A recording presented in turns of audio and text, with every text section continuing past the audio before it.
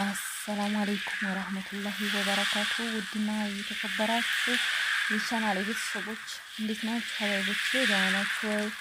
ከኔ ጋር አልሐምዱሊላህ ሁሉም ሰላም ነው። ሰላማችሁ ይብዛልኝ እያልኩኝ ዛሬ እንግዲህ በእንዲህ ቪዲዮ መጥቻለሁ። ብሎጌን ላሳያችሁ ብዬ ነው እህቶቼ የዋልኩበትንና እስኪ ትንሽ ደግሞ ለእናንተ ይጠቅማል ብዬ ያሰብኩትን ነገር ልንገራችሁ ማለት ነው እህቶቼ። እንግዲህ አረብ ሀገር ስንኖር ራሳችንን የምንጎዳው ያለውን ነገር ልንገራችሁ እህቶቼና ትንሽ አሞኝ ተኝቻለሁ ማለት ነው እህቶቼ። ሁላችሁም እንደው አድርጉልኝ ብቻ አልሐምዱሊላህ እላችኋለሁ እህቶቼ። ያው ሐኪም ምናምን ተሐክም ያለውኝ እህቶቼ እና እስኪ እኔ የጎዳኝ ነገር ለእናንተም ራሳችሁ እንዲጠብቁ አንዳንድ ነገሮች ልንገራችሁ ማለት ነው እህቶቼ። እና በአረብ ሀገር እንግዲህ ብዙ ጊዜ ስንቆይ እኛ ሴቶች በተለይ ሴቶች እምቢ ብለን በቃ በሽታው ራሱ ያጠቃናል። እዛ ስንሆን ጤና የጥርስ በሽታ አለ፣ የወገብ በሽታ አለ፣ የራስ ምታት በሽታ አለ፣ ብዙ ነገሮች አሉ ማለት ነው እዛ አረብ ሀገር ስንኖርና ብዙዎቻችን እውነቴ ነው የምላችሁ እዛ ሂደን ስንመጣ የሆነ ቁንቁን በልቶት በቃ ቁንቁን የበላው ግንድ ይመስለን ነው ማለት ነው የምንመጣው እህቶቼ።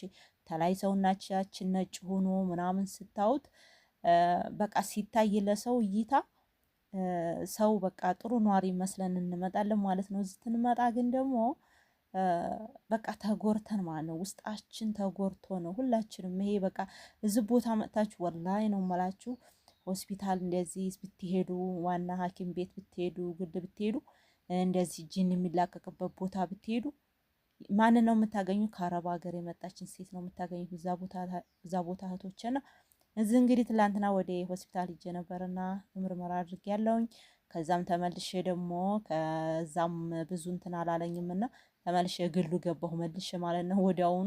ወዲያውኑ መልሼ ደግሞ ሙሉ ምርመራ ደግሞ በግሉ አድርጌ ያለሁኝ። ብቻ አልሐምዱሊላህ ረቢን አለሚን አሁን ደግ ነኝ። ሁላችሁም ዱአ አድርጉልኝ እህቶችና እኔ መጀመሪያ ያው ተዛው ተጎድቼ ስለመጣሁ ነው እህቶችና እዛ በጣም ያመኝ ነበረ። ራሴን ያመኛል፣ ወገቤን ያመኛል። በቃ ማያመኝ እኮ የምጠጣ ሁሉ ውሃ ነው በቃ እንትኑ ማለት ነው። በዛ ላይ ምግቡ አረብ ሀገር ሁሉ ምግቡ እንትን አይለኝም፣ አይበላኝም። እንደዚህ ለበን ሮብ ነገር እንደዚህ በቃ እንትን አልልም። እሺ አልወድም። በእርግጥ እኮ ቀምሼው አላውቅም፣ ግን አልወደውም በቃ መብላት ማለት ነውና በቃ እነዛ ነገሮች ለሰውነታችን ጠቃሚ የሆኑ ነገሮችን መብላት አለብን።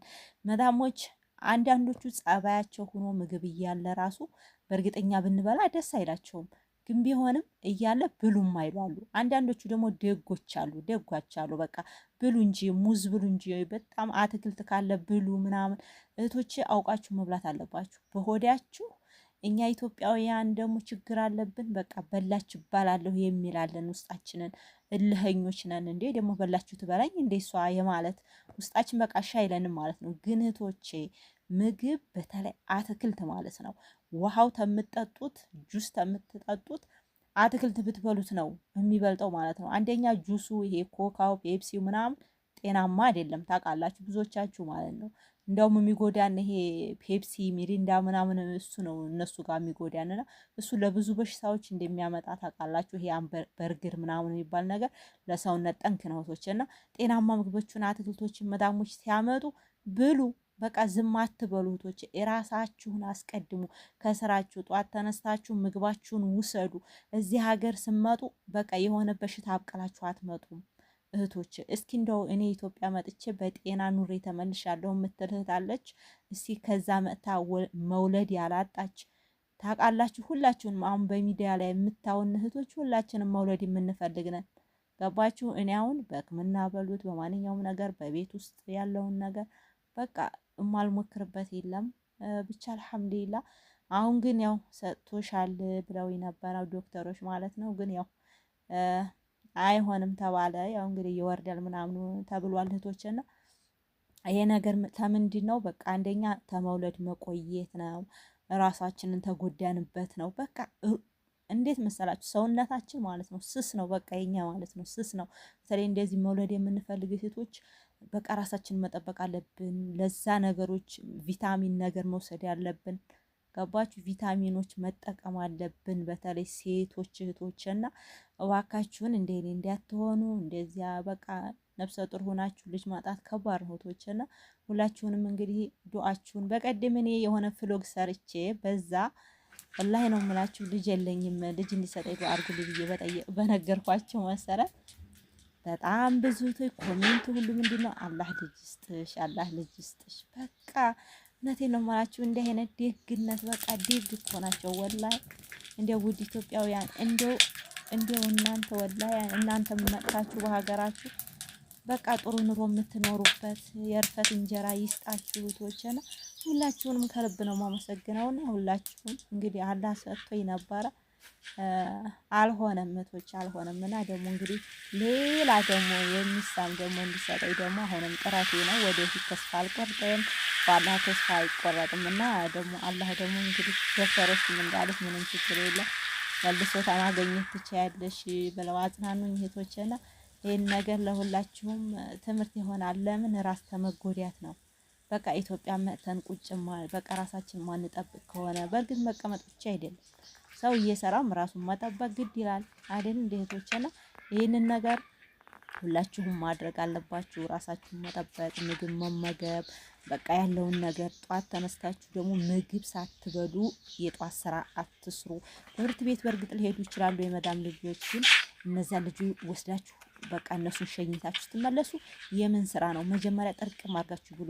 አንዳንዶቹ ምን ይላሉ? አሁን ይሄ ላይ አለ ይዝ በቃ ምግብ አልበላም እቤም ምግብ ሞልቷል ብሉ ትላለች። እሷ ግን እኔ ግን አይበላኝም ትላለች። እንዴት መሰላችሁ? አስለምደው ያኔ ሆዳችን እንደለመደው ነው የሚዘጋጀው ማለት ነው። ስለዚህ የመብላት አፒታይታችን እንዲከፈት ሁልጊዜ በዛ ሰዓት በርከት እያረግን በዛ እያረግን መብላት አለብን። እሽቶች በተለይ ጧት ምግብ ብሉ። ስትበሉ ነው ጠንካራ የምትሆኑት ማለት ነው። እና ካልበላችሁ ጠንካራ አትሆኑም። እውነቴን ነው የምላችሁ። ልፍስፍስ እንደገና ደግሞ ችግር እየመጣ ውሃው ንፋሱ ምኑ በቃ የአረብ ሀገር በሽታ ነው። በቃ በሽታ ነው ቶቸና እኔ ከዛ መጥቼ እኔ እውነቴን ነው ሰላም ውስጤ አልሐምዱሊላህ ደህና ነኝ ብያችኋለሁኝ። ወገቤን የሚያመኝ ነበር እዛ ሁኔ እዚህ ተመጣሁ አልሐምዱሊላህ ተሽሎኛል ወገቤ ያለውን ነገር እህቶችና ሁላችሁንም እንግዲህ በሀገራችሁ መጥታችሁ የእርፈት እንጀራ የሚሰጣችሁ ጤናማ ጤና ልጅ ጤና ኑሮ የሚሰጣችሁ አላህ ያርጋችሁ እህቶችና እንግዲህ ዛሬ እንጀራያን እንደዚህ ሰፋ ሰፋ አድርጌ እስኪ ይሄንን ላወያችሁ ብዬ ነው ማለት ነው የመጣሁት። አሁንም ደግሞ ዱአችሁን ያስፈልገኛል። አሁንም ምን አላህ እንዲሰጠኝ ማለት ነው እህቶችና እንደዚህ ውሎዬን ላሳያችሁ ብዬ ነው የመጣሁት። እና ጭድ ደግሞ አሁን ያለፈው ቪዲዮ አይታችሁ ከሆነ አሁን ለታይ ጭድ ቪዲዮ ሰርቼ እዛ ላይ የ20,000 ብር ይበቃኛል እያልኩ ነበር ያለኝ ልጅ አለ ማለት ነው። አንድ ቤት ለማሰራት የ20,000 ብር ጭድ እንደዛ የሚባል ነገር የለም እህቶቼ።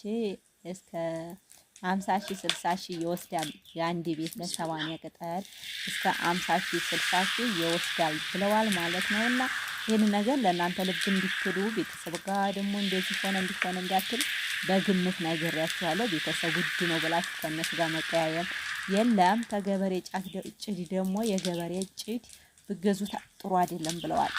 ግዴታ መሆን ያለበት የዚህኛው የእንትኑ ነው ማለት ነው እህቶቼ። የነጋዴው ጭድ ይሄ በአዲስ አበባ ወደዛ የሚመጣ ነው ወጥተኛ የኛ ሀገር ማለት ነው።